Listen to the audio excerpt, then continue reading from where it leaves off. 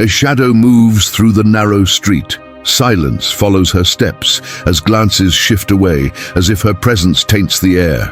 She covers her face, trying to go unnoticed. No known name belongs to her, just a burden that has followed her for 12 long years. Imagine living without a name, being recognized only by the pain you carry. The woman with the issue of blood, a life marked by shame and isolation. For 12 years, pain has been her only companion, and hope seemed like a distant dream. The law was clear. Her body was unclean, her presence unwelcome. She could touch no one nor be touched.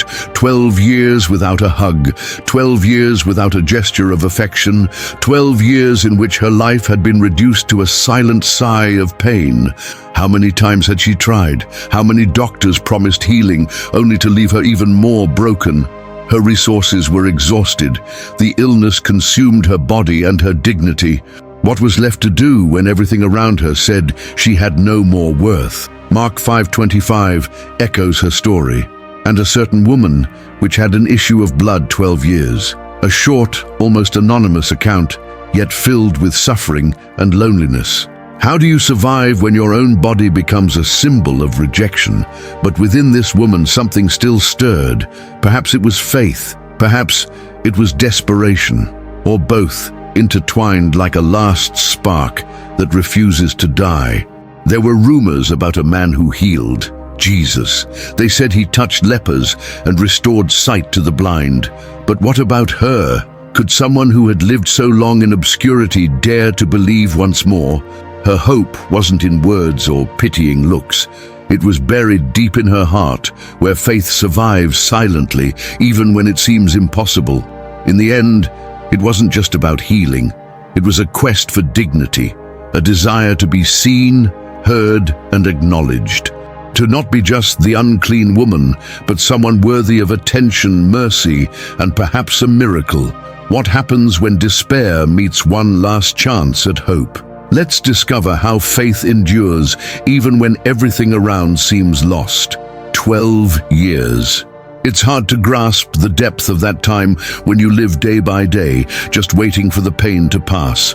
But for her, every sunrise was a cruel reminder that her suffering remained, unyielding and relentless.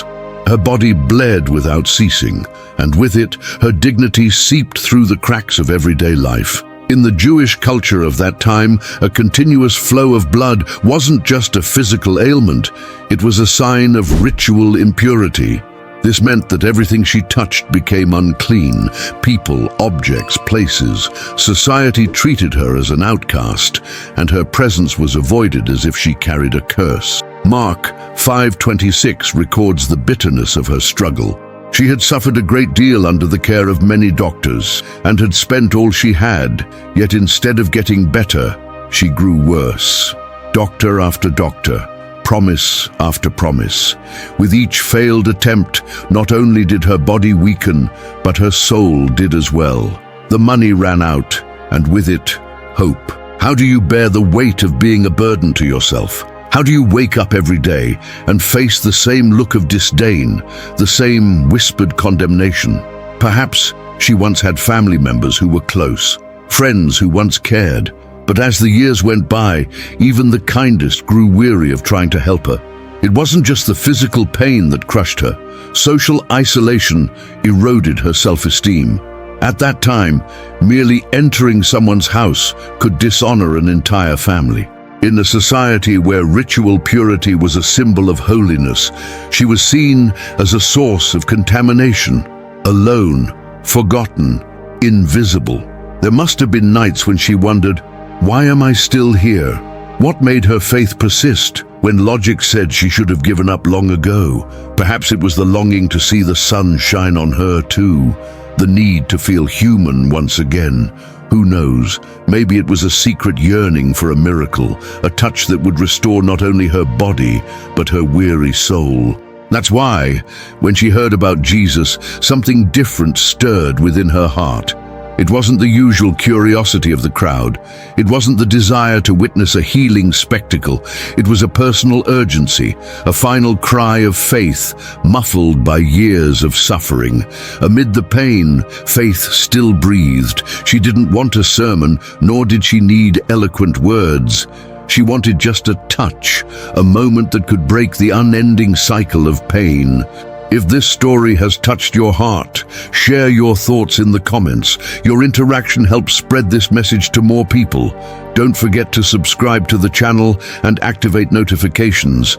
It's quick and free, so you won't miss any incredible stories that reveal the hidden mysteries and miracles of the Bible.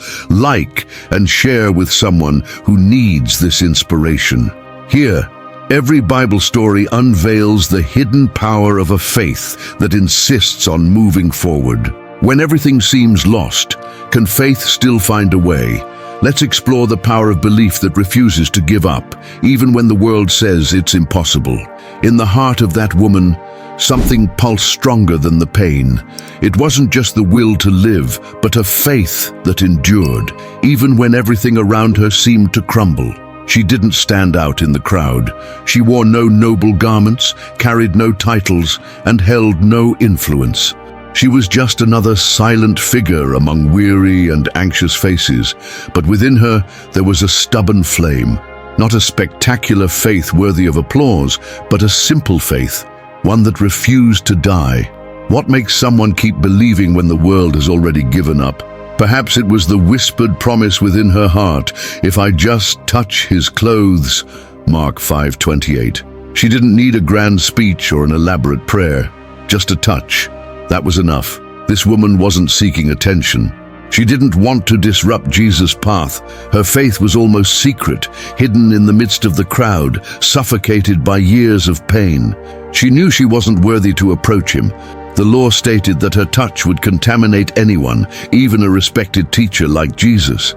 But could anyone be purer than the very source of life? Her faith had no stage, but it had depth. It wasn't the faith of religious leaders with their public prayers and grand gestures.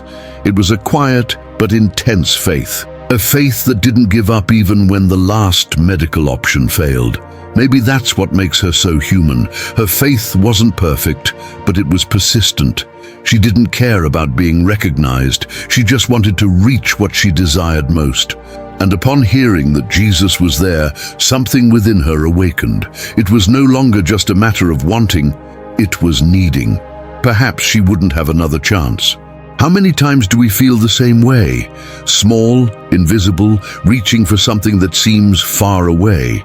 Her faith wasn't taught in speeches or strengthened in temples. It was shaped through pain and loneliness, and in that moment, all she knew was that she had to try, even if it was the last time. There was urgency in her heart. She didn't move out of courage, but out of desperation mixed with hope. Faith that doesn't need an audience but insists on finding its miracle. And there was Jesus, surrounded by the crowd, flooded with other cries for help, but she didn't want words or a compassionate look, just a touch, just a second, because to her that meant everything. The path to the miracle wouldn't be easy. She was about to challenge the impossible, and that silent faith, unnoticed by everyone else, was about to change her life forever. The scene was chaotic. Jesus had just received an urgent plea. Jairus, a respected synagogue leader, begged him to come to his house because his daughter was on the brink of death. Every step Jesus took was contested by an anxious crowd. Men, women, and children pressed around him, curious and hopeful, believing they would witness yet another miracle. The mission was clear. Jairus needed Jesus at his house before it was too late. Urgency was written all over the desperate father's face, and everyone knew that time was of the essence. Jesus moved with purpose, but the crowd made his progress slow and difficult, and then she appeared. Blending in among unfamiliar faces and hurried bodies, the nameless woman sought a way to get closer. Every step was a risk. If anyone recognized her, she could be cast out or even stoned. She couldn't afford to be noticed, but she was past fear. It was as if the suffering of the past years had hardened her to any consequence. Only one thing mattered: Jesus was there. the man who healed the untouchables, who looked at the forgotten. Could he be indifferent to her? Faith wasn't just a choice, it was her last chance. She squeezed through those pushing and shouting Jesus' name. For a moment, everything else seemed distant. The surrounding voices, Jairus' urgency, the disciples trying to clear the path. She lowered herself to avoid detection and saw right in front of her the hem of his garment. How many times had she dreamed of a touch that would bring healing? But at that moment, there was no poetry or ceremony. There was just a trembling hand, an exhausted faith, and a certainty that defied logic. If she could just touch his robe, she would be healed. It was an act of desperation. To touch a holy man while being ceremonially unclean was a violation of religious laws. But when pain lingers too long, the soul refuses to obey conventions. The law could reject her, but hope dared to believe that Jesus would not. And there, amid the chaos, she reached out her hand. The touch was subtle, almost imperceptible, but it was filled with a faith that even heaven couldn't ignore. Mark 5:24 tells us that a large crowd followed and pressed around him. But that touch was different. Jesus didn't just feel the physical pressure, he sensed the force of faith. A miracle that began silently but resounded powerfully. Imagine the scene. In that very instant, the pain that had haunted her for 12 years vanished. The bleeding stopped. The burden of the disease was lifted, as if a veil had been torn in two. The woman felt her body renewed. A lightness she hadn't felt in over a decade filled her steps. But the crowd remained unaware. To them, nothing had changed. Jesus was still on his way to Jairus' house. No one knew that a miracle had just happened on the way. But for that woman, the world stopped. The touch was brief, but the transformation was eternal. On the road of life, sometimes the miracle doesn't happen on the main stage. Sometimes it springs forth along the way, while everyone's attention is fixed on a different purpose. For Jesus, a touch of faith never goes unnoticed. But what seemed to be a discreet miracle was about to be revealed. Jesus wouldn't let that act go unnoticed. After all, the quiet faith of that woman had much to teach. Everything seemed under control. Jesus continued walking toward Jairus' house while the crowd barely noticed what had just happened. But suddenly he stopped. Movement ceased, as if time itself had slowed down. Jesus turned around, his expression marked by something beyond the urgency of Jairus' daughter. He looked around and asked, "Who touched me?" Mark 5:30. The disciples, bewildered, almost laughed. Peter, always impulsive, remarked, "Master, the people are crowding and pressing against you, and yet you ask, 'Who touched me?'" To them, it was absurd to try to identify anyone in the chaos. But Jesus wasn't talking about just any touch. He knew that touch wasn't ordinary. It wasn't a careless shove or a gesture of curiosity. It was a touch filled with faith. The woman, still crouching, froze. Her first reaction was fear. What would happen if they discovered that she, an unclean woman, had touched the Master? But she soon realized that something had changed. Her body felt different. The pain had stopped. The bleeding had ceased. For the first time in 12 years, she felt whole. But how could she face that gaze? Jesus didn't move. He remained there, waiting. The silence of his expectation made the crowd hold its breath. She knew she had to stand up and confess. There was no more hiding. The eyes of the crowd fixed on her as, trembling, she rose and walked toward Jesus. Each step felt heavier than the last. When she finally approached, she fell at his feet, weeping. There were no more masks, no more attempts to escape, just truth and humility. She told everything, her story of pain, the money wasted on doctors, the public humiliation, the crushing loneliness. She admitted she had no other option, and that when she heard about Jesus, she decided to take a final risk on that touch. The crowd listened in silence, some moved, others outraged. How dare she touch the Master? But Jesus remained calm, listening to every word. There was no condemnation in his eyes, only understanding. When she finished speaking, Jesus' eyes met hers. With a tenderness that shattered any trace of fear, he said, "Daughter, your faith has healed you. Go in peace and be freed from your suffering." Mark 5:34. He called her daughter, one word that restored her lost identity. 12 years of rejection were erased with a single gesture of acceptance. In that moment, she was no longer the unclean woman. She became a daughter of God. It wasn't just about physical healing, it was about redemption, acceptance, and restored dignity. Jesus didn't let that touch go unnoticed because he knew the miracle needed to be acknowledged, not only by the woman, but by the crowd that condemned her. In Jewish culture, when someone was declared clean again, it needed to be publicly recognized for them to be accepted back into the community. By exposing her faith and confirming her healing, Jesus not only restored her health, but also her social standing. The woman's silent faith became a shout of hope for all who, like her, felt invisible. The greatness of Jesus wasn't just in healing, but in deliberately highlighting the courage of someone who sought him even without feeling worthy. How many times do we also hide, believing that our pain doesn't deserve attention? How often is our faith timid and silent, afraid of being judged? But Jesus never ignores a touch of faith. He celebrates it and transforms it into a testimony. What seemed like just another healing became a lesson about faith and identity. But why did Jesus make a point of exposing that miracle? Let's understand the purpose behind this profoundly significant act. The murmuring of the crowd grew louder as the scene unfolded. Some seemed annoyed by the interruption, while others looked with curiosity at the woman lying at Jesus' feet. But he didn't care about the opinions around him. His full attention was on her. Why did Jesus make a point to stop? Why expose someone who so clearly wanted to remain anonymous? He knew the healing had already taken place. So why not move on to help Jairus' daughter, who also desperately needed him? The answer went beyond physical healing. Jesus didn't just want to restore the woman's body. He wanted to heal her broken spirit and reclaim her lost identity. She didn't just need health. She needed to be acknowledged as someone worthy of compassion and acceptance. When he asked, "Who touched me?" Mark 5:30, he was giving her the opportunity to publicly own her faith. It was an invitation to turn a secret miracle into a living testimony. Jesus knew that her faith was strong enough to face fear and declare her own story. The scene had a far greater purpose, to teach the crowd that a touch motivated by faith is different from an accidental touch.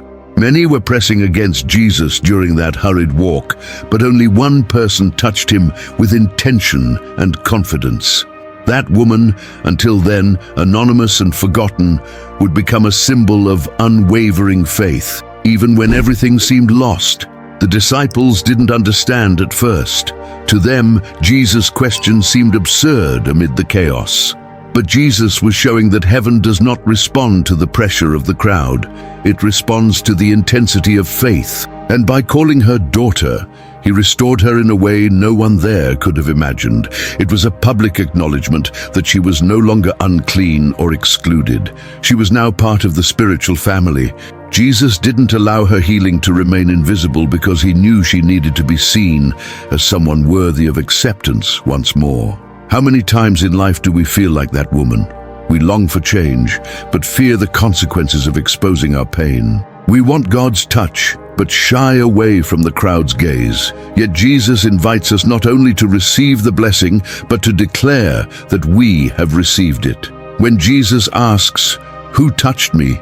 he's not looking for blame, he's looking for witnesses.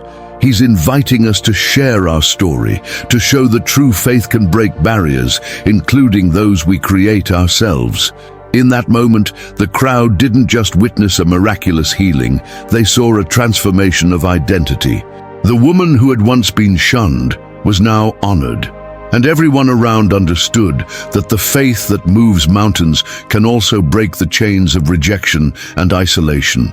The faith that once was silent now became public, and Jesus didn't just heal bodies, he restored souls, granting new purpose to those who dared to believe. She expected punishment, maybe even expulsion, but received something she never imagined, a look of tenderness. Jesus not only confirmed her healing, but made a point to declare before everyone, "Daughter, your faith has healed you. Go in peace and be freed from your suffering." Mark 5:34. To be called daughter by Jesus was more than an act of compassion. It was a clear sign of total restoration, physical, emotional, and spiritual. For 12 years she had lived as a rejected person, without family, without belonging. Now, in front of everyone, Jesus reintegrated her into the community, breaking down the barriers that had kept her isolated. The faith she had tried to keep hidden was brought to light, not for condemnation, but for honor. Jesus did not let the miracle remain a secret because he knew that her testimony would inspire hope in many. When faith manifests in silence, God turns it into a shout of victory. By exposing her faith, the woman gained more than physical healing. She gained a new place among those who once despised her. The woman who had been seen as unclean was now recognized as a daughter. Her touch of faith became a symbol for everyone present. Even those most rejected can be restored by the power of God. That day, shame turned into joy and pain gave way to peace.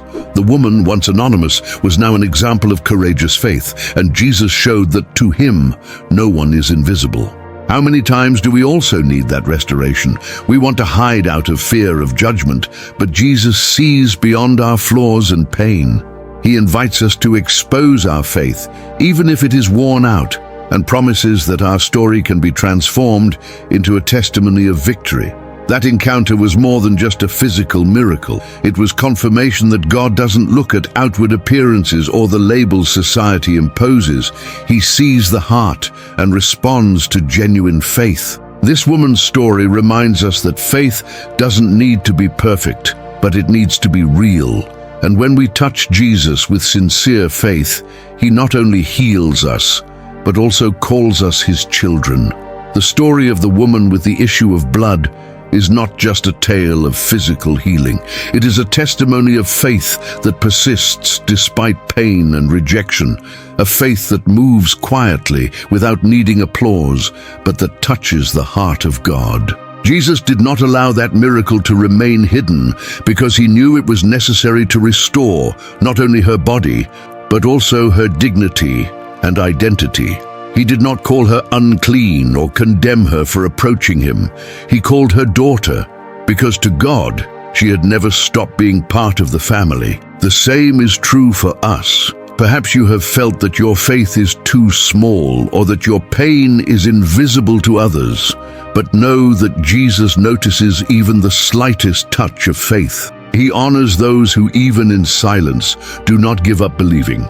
May this story inspire us to keep hope alive, even when everything seems lost, because a sincere touch, even if timid, is enough to change destinies. Thank you for following along. If this message touched your heart, leave a comment and share it with someone who also needs to hear it. Subscribe to the channel to keep discovering powerful biblical stories that reveal God's love.